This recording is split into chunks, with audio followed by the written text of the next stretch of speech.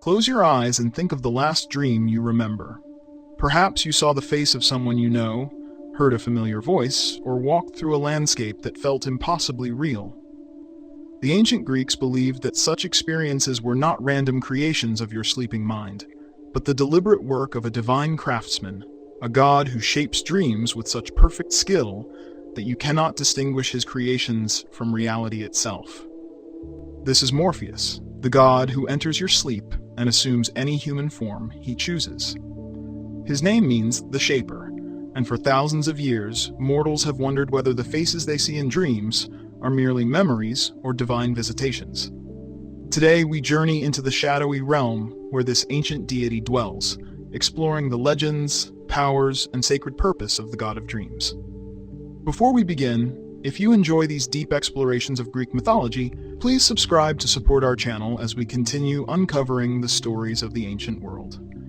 Now, let us enter the cave where dreams are born. To understand Morpheus, we must first understand his origins, for in Greek mythology, lineage determines power and purpose. Morpheus is born into one of the most peculiar families in the Greek pantheon. He is the son of Hypnos, the primordial god of sleep itself, and the grandson of Nyx, the ancient goddess of night, who emerges from chaos at the very beginning of creation. Pasithea, who is one of the charities or graces, is sometimes mentioned in ancient sources as a wife or consort of Hypnos. In Homer's Iliad, Hera promises Pasithea to Hypnos as a bride in exchange for his help in lulling Zeus to sleep. However, ancient sources don't explicitly connect her as the mother of Morpheus or the other Oniroy. Other accounts leave the question unanswered, while some later sources suggest Nyx herself, following patterns seen in primordial genealogies, where the earliest deities unite with their own kin. What remains clear is that Morpheus belongs to a dynasty that predates even the Olympian gods, part of the primordial forces that shape the fundamental experiences of existence. His father, Hypnos, dwells in the dark realm of Erebos, or in some traditions, in a great cave through which the river Lethe flows, the river of forgetfulness. Hypnos possesses the power to lull both mortals and gods into slumber, and from this power, Morpheus inherits his domain over the dreams that fill that slumber. But Morpheus does not work alone. He is the chief among the Oneiroi, a multitude of divine spirits who personify dreams themselves and populate the visions of sleeping mortals. Ancient sources, particularly Ovid in his Metamorphoses, identify Morpheus's brothers as Phobetor, also called Icelus, and Phantasos. Each brother possesses distinct abilities in the dream realm. Phobetor specializes in taking the forms of animals and beasts, creatures of the earth and sky. Phantasos manifests as inanimate objects, the landscapes and scenery of dreams. But Morpheus, the eldest and most skilled, holds the unique ability to assume the perfect form of any human being. This brings us to the very meaning of his name. Morpheus derives from the Greek word morphe, meaning form or shape.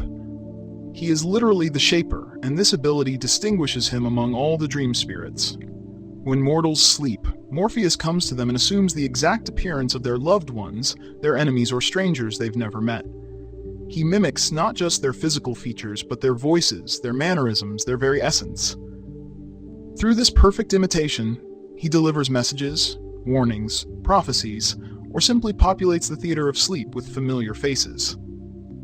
The ancient Greeks understood dreams as genuine visitations, not merely the mind's random firings during rest. When Morpheus appears in someone's dream wearing the face of a father or a friend, it is not an illusion, it is the god himself, deliberately crafting an experience rich with purpose and meaning. In taking these forms, Morpheus does not merely imitate appearance. He fully immerses himself in the identity he assumes. He becomes the person entirely, down to the smallest, most intimate details, embodying their expressions, memories, and even the precise emotional state unique to them at that moment. In this way, Morpheus does not resemble the person he appears as, he is them, completely and convincingly. Ovid provides us with the most detailed description of Morpheus's dwelling in his Metamorphoses, Book 11. He lives in an ancient cave near or in the land of the Cimmerians, a mythical group of people who dwell at the edge of the known world, in a land where the sun never shines. Homer mentions this realm in the Odyssey as shrouded in perpetual mist and darkness, a place where the rays of the sun never penetrate, neither when he climbs the starry heavens, nor when he turns back from heaven toward earth. This makes this land a natural boundary between the world of the living and the realm of shadows, between waking consciousness and the darkness of sleep. The cave itself is not created by Morpheus, but exists as a primordial feature of the earth, perhaps as ancient as Nyx herself. This is the ancestral home of Hypnos, passed down through the generations of Night's children. When the world takes shape after the chaos of creation, when night gives birth to sleep, this cave becomes sleep's natural dwelling, a place where light cannot intrude, where the boundary between existence and non-existence remains thin, where the river Lethe flows with its waters of forgetfulness. Morpheus, as the son of Hypnos, inherits his place in this cave by birthright. He does not choose this dwelling, rather he is born into it, shaped by it. His very nature formed by the eternal twilight and the murmuring waters that induce sleep. The cave serves as both home and workshop for the Oniroy, the place from which they emerge each night to perform their duties and to which they return each dawn. Ovid describes this cave near the land of the Cimmerians in remarkable detail. No light reaches this place, neither from the rising sun nor the setting sun, and a drowsy mist breathes forth from the ground. Here, the river Lethe flows with a gentle murmur, its waters inducing forgetfulness and sleep. The sound of the water serves as a constant lullaby, ensuring that drowsiness pervades every corner of the cave. The entrance to the cave grows poppies and countless herbs from which night gathers sleep and spreads it across the darkening earth. These plants are not decorative, but functional, their essences contributing to the soporific atmosphere that makes the cave the perfect dwelling for the gods of sleep and dreams. The poppy, in particular, holds significance in Greek tradition as a plant associated with both sleep and death, appropriate for a family that includes both Hypnos and his brother Thanatos. No door hangs on hinges at the cave's entrance, for a creaking door might disturb the profound silence necessary for sleep. The absence of doors also signifies that this realm remains perpetually accessible, that the boundary between waking and dreaming stands always open, requiring no permission to cross, only the natural surrender to sleep that comes to all mortals. Within the cave stands a great bed of ebony, where Hypnos himself reclines, surrounded by empty dream forms that number as many as the grains of wheat at harvest time. These empty forms wait like costumes in a vast wardrobe, ready for the Oniroy to inhabit them, to fill them with purpose and send them forth into the dreams of mortals. The darkness of the cave, the perpetual twilight of the Cimmerian lands, the flowing Lethe, the soporific plants, all these elements combine to create an environment that exists outside normal time and space. This is why Morpheus and his brothers can emerge from the cave and reach any dreaming mortal anywhere in the world within moments. The cave sits at a crossing point, a threshold between the realm of consciousness and the realm of sleep, between the ordered world of the waking and the fluid, transforming world of dreams. From this ancestral home, when summoned by gods or when following the natural rhythms of night, Morpheus emerges to perform his duties. He needs no messenger to interpret or explain his mission, for he possesses such skill in imitating human form that he understands instinctively what role he must play in each dream. The cave provides him with the solitude and the darkness necessary to maintain his art, away from the distractions of the waking world, immersed in the essence of sleep itself. The location near the Cimmerians is not accidental, but essential. These people who live in eternal twilight serve as neighbors to the gods of sleep, because they exist in a state that mirrors sleep itself, neither fully in light nor fully in darkness, neither completely awake nor completely dreaming. Their land forms a buffer zone, a transitional space that makes the cave of Morpheus accessible to the mortal world, while keeping it separate from the bright, waking realm of ordinary human activity.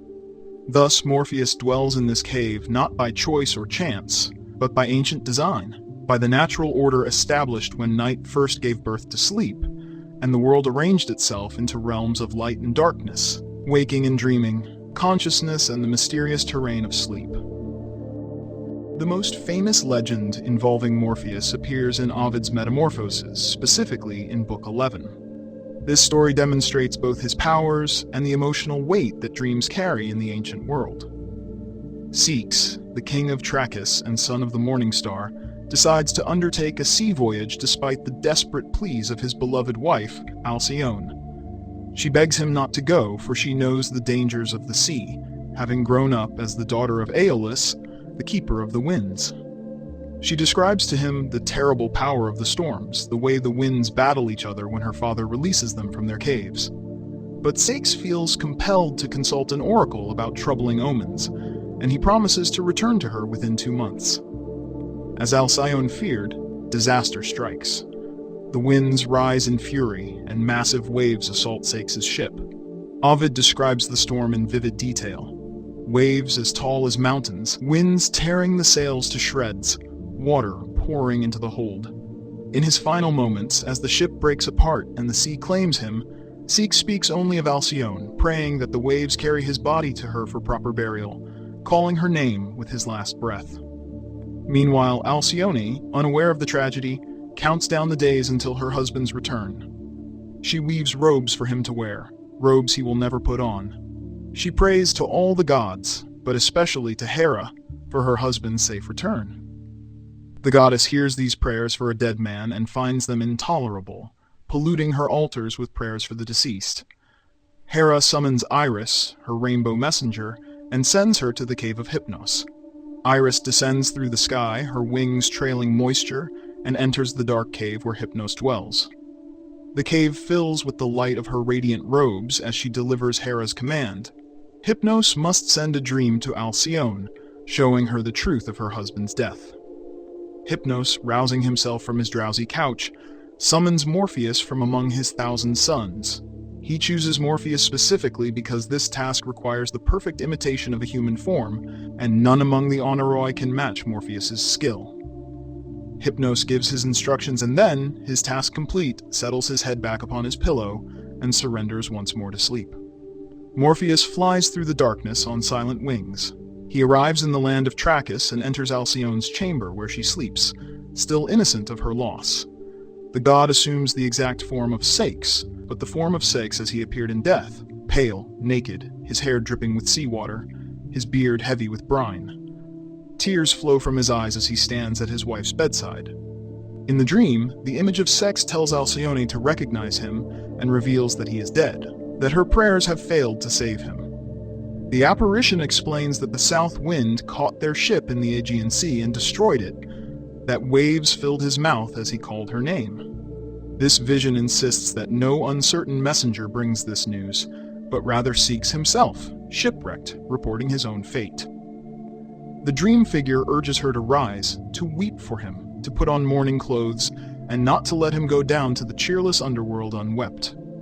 Morpheus delivers these words in the very voice of Ceyx, with tears that seem genuine, with the gestures Ceyx himself would have made.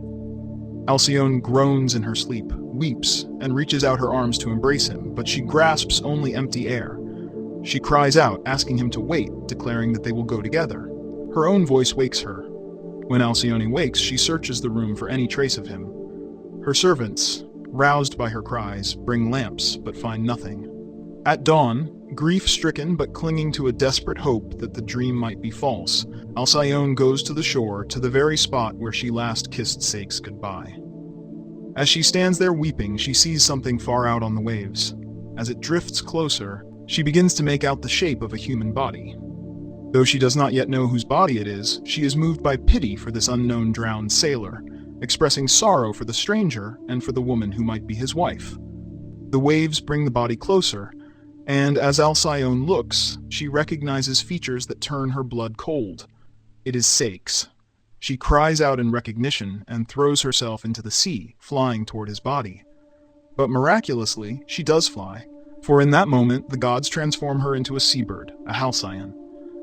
Still transformed, she reaches his body, and as she touches it with her new bird's beak, calling to him with bird cries, Ceyx too transforms into a bird.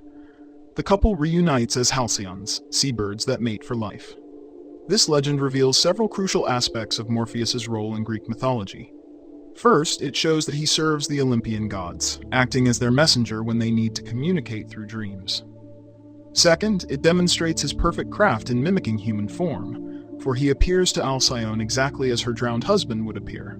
Third, it reveals the emotional power and truth value that Greeks attributed to dreams. Alcyone does not dismiss the dream as mere fantasy. She recognizes it immediately as a genuine visitation, and goes to the shore expecting to find confirmation of what Morpheus has shown her. The ancient Greeks distinguished between dreams that emanate from the gates of horn, which speak truth, and dreams that come from the gates of ivory, which deceive.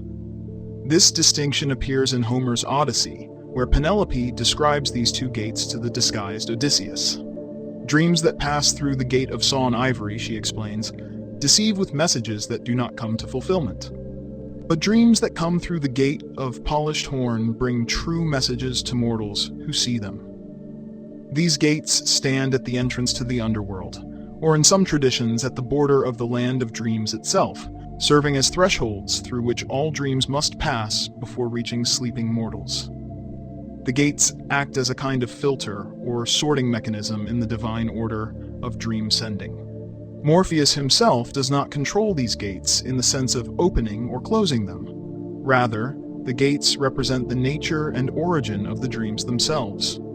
When Morpheus acts as a divine messenger, particularly when sent by the Olympian gods to deliver true visions and prophecies, his dreams pass through the gate of horn.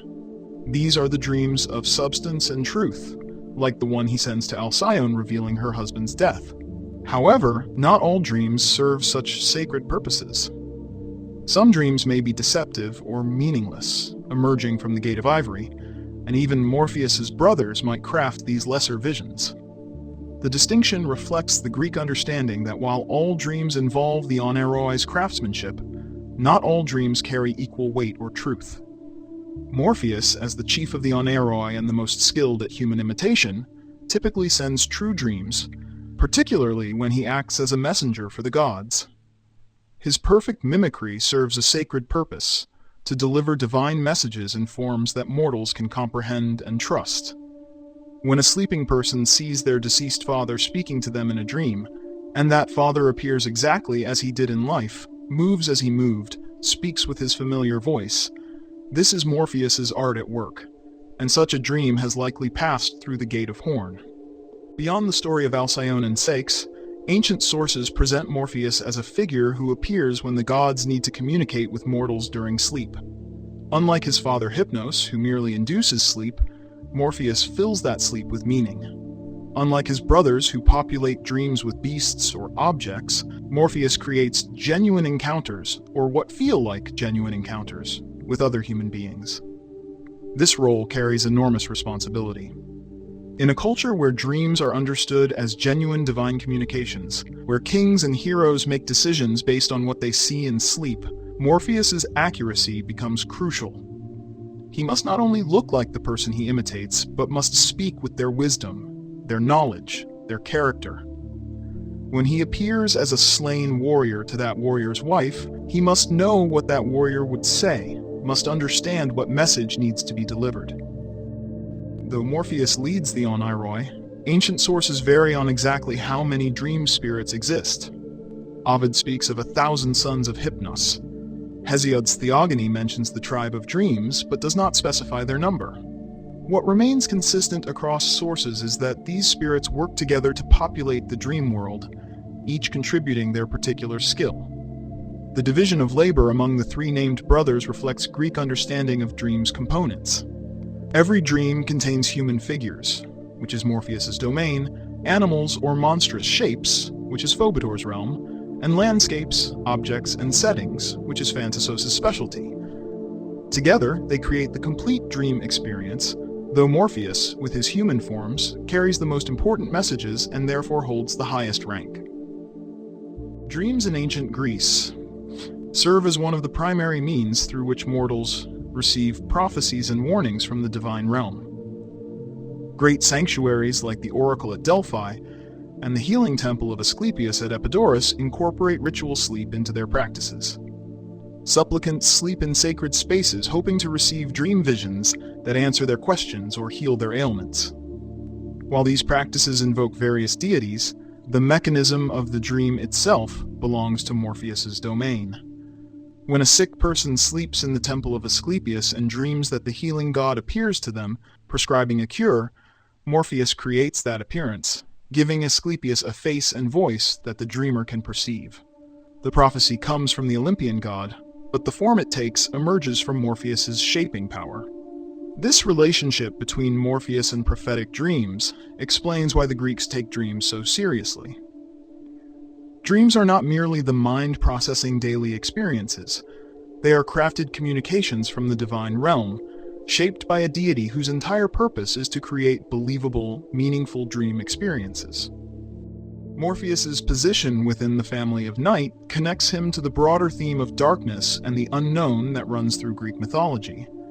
His grandmother Nyx births many children, including Hypnos, who personifies sleep, and Thanatos, who personifies death, making these forces brothers. The Greeks often describe sleep as the brother of death, noting how both involve a kind of departure from the world of the waking and the living. Morpheus operates in the space that sleep creates, that realm between full consciousness and the complete departure of death. In dreams, mortals can encounter the dead, can receive messages from those who have passed beyond, can glimpse things hidden from waking eyes. Morpheus facilitates these encounters, becoming a mediator between the living and the dead, between the conscious and unconscious mind, between the mortal realm and the divine. Though Morpheus serves the Olympian gods, delivering their messages through dreams, he belongs to an older order of divine beings. The primordial deities like Nyx and her children exist somewhat apart from the Olympian power structure. They are not subjects of Zeus in the way that other gods might be. Rather, they represent fundamental forces that even the king of the gods must respect.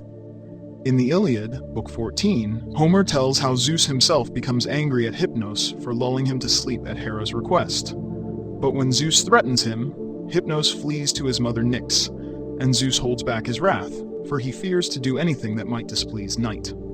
This reveals the primordial deities' unique position. They are ancient, powerful, and somewhat autonomous. Morpheus, as Hypnos' son and Nyx's grandson, shares this protected status. When he enters dreams, he does so with the authority of these ancient powers behind him. Gods may summon him, may request his services, but they treat him as a skilled craftsman whose art they need, not as a servant they command without respect. Though ancient sources vary in their physical descriptions of Morpheus, certain elements appear consistently. He possesses wings that allow him to fly silently and swiftly through the night sky.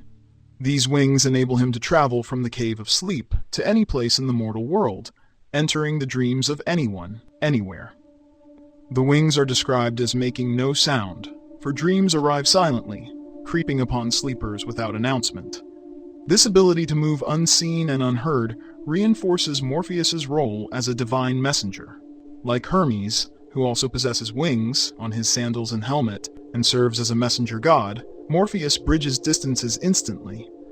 But he operates in the realm of sleep rather than waking.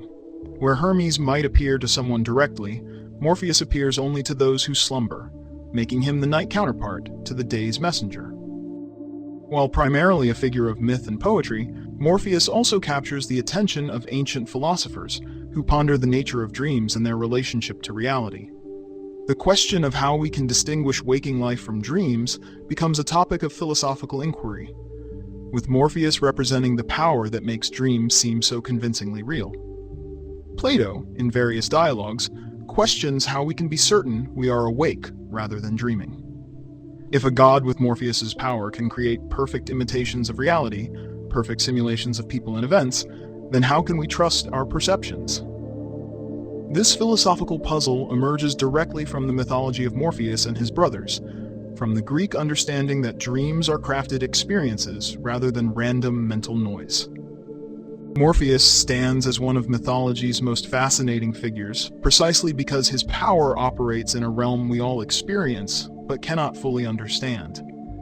Every night, as sleep claims us, we enter his domain. The faces we see, the people we encounter in dreams, the loved ones who visit us in sleep. Ancient Greeks understood these as potentially shaped by the god who masters human form. He is not a god of great temples or public festivals. No city claims him as its patron, yet his influence touches every human life, for everyone dreams. In this way, Morpheus's power is both intimate and universal, personal and cosmic. He enters our most private moments, the vulnerable hours of sleep, and populates them with visions that can comfort, warn, terrify, or enlighten. Through the legend of Alcyone and Ceyx, we see his compassion, his skill, and his role in the divine order. Through his lineage, we understand his ancient authority. Through his position among the Oneiroi, we recognize the collaborative art of dream-making. And through his gift of perfect imitation, we glimpse the Greek belief that dreams carry meaning, that the faces we see in sleep might be shaped by divine hands for sacred purposes. Thank you for joining us on this journey into the realm of Morpheus, the shaper of dreams.